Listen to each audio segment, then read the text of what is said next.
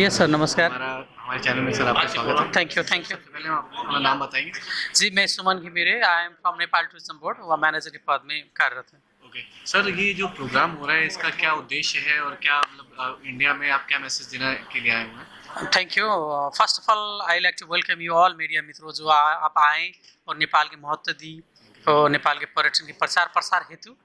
और दूसरी ये B2B इवेंट है, जहाँ नेपाल की तरफ से आए हुए जो टूर ऑपरेटर हैं, जो प्रॉपर्टी वाले हैं और यहाँ जो लखनऊ को बेस्ड जो पर्यटन व्यवसायी टूर ऑपरेटर है, उनके बीच में व्यावसायिक संबंध विस्तार हो, उनके बीच में व्यावसायिक छलफल हो और ज़्यादातर पर्यटक दोनों देश में आगमन के लिए विस्तार हो, इसी उद्देश्य से B2B प्रोग्राम है। ये तीसरी प्रोग्राम है, पहले बनारस में हुई, उसके बाद गोरखपुर में हुई, आज लखनऊ में हो रहा है। सर नेपाल में कौन कौन सी ऐसी टूरिस्ट प्लेसेस जो इंडियंस को ज़्यादा अट्रैक्ट करेगी? जी, बहुत अच्छा। पहले मैं गुड न्यूज़ बताता हूँ। नेपाल में भारत सदैव पहला देश है ज़्यादातर पर्यटक भेजने का, नंबर 1 कंट्री हूँ send maximum number of tourist.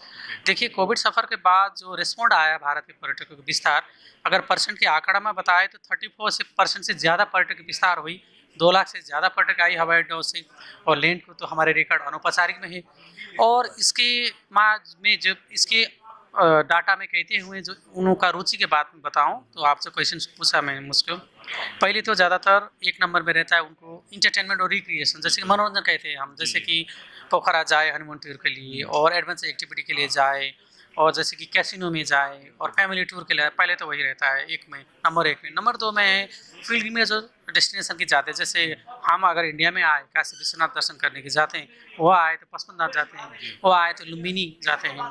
और तीसरी ही अभी जो ट्रेंड हुआ है भारतीय पर्यटकों का, युवाओं का विशेषकर हम बताते एडवेंचर पर रुचि है। जैसे कि आपको मैं बताऊं, बहुत आकर्षक बंजी जंपिंग हुआ पर्वत कुसमा से लेकर बोटीकोसी तक, और जो बहुत एडवेंचर अट्रैक्शन है पूर्व कन्याम से लेकर सुदूर पश्चिम जो हम कहते हैं शुक्ला फाटा जंगल सफारी तक, जो वैरायटीज़ ऑफ नेपाल पेश करता है वो बहुत सुंदर है।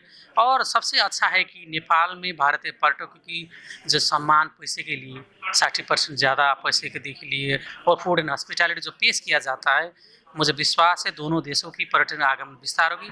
और स्पेशली मोर मैं फोकस करूँ तो उत्तर प्रदेश और जो बिहार है, जो वेस्ट बंगाल है, और हम इस बार उत्तर प्रदेश आए हैं। उत्तर प्रदेश हमारे नेपाल के लिए विशेष मायने रखते हैं, ये बॉर्डर स्टेट है। और जब बॉर्डर स्टेट मतलब है कि यहाँ के लोग को आने के लिए बहुत सारे से नज़दीक है, रास्ते की जो शुल्क है जो कम, ट्रैफिक भी कम पड़ता है।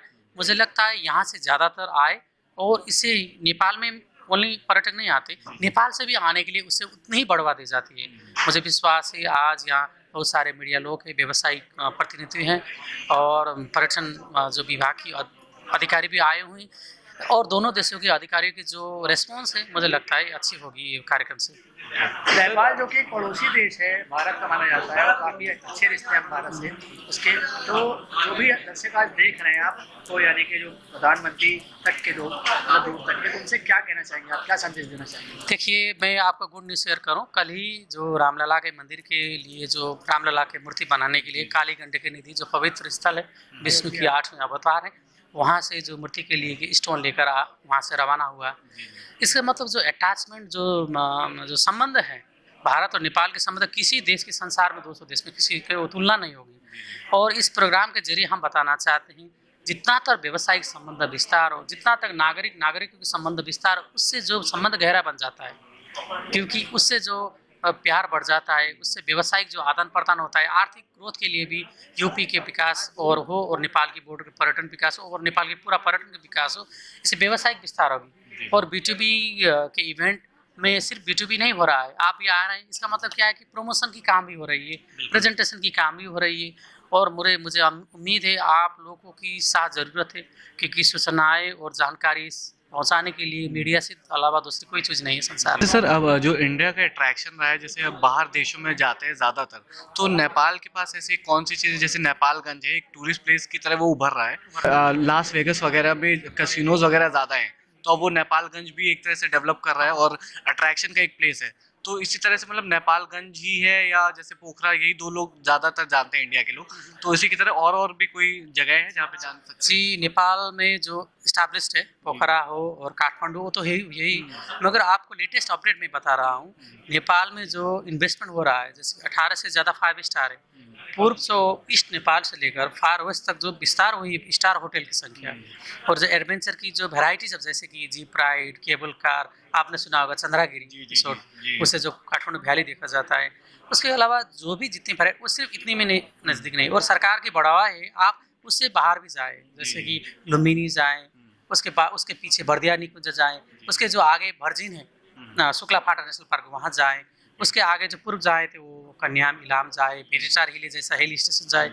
देखिए आप जहाँ भी जाएँ आप कुछ वैल्यू एड पाएंगे, जो आपके करेंसी यहाँ से हमारे करेंसी से ज़्यादा वैल्यू है।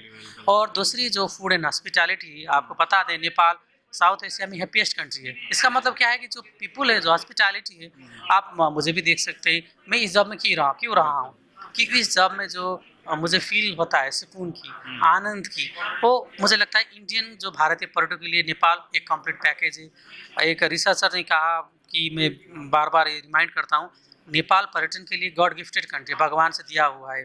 और जो हम यहाँ पेश कर रहे हैं, ये पेश का मतलब है कि भारतीय पर्यटक ज़्यादा से ज़्यादा आए, और उससे आने से दोनों देश के संबंध विस्तार होगा, और नेपाली पर्यटक भी यहाँ आते रहते हैं और वो भी बढ़ जाएगा। तो मुझे लगता है दोनों देश के म्यूचुअल बेनिफिट हो रहा है यहाँ से। Okay, thank you sir. Thank you.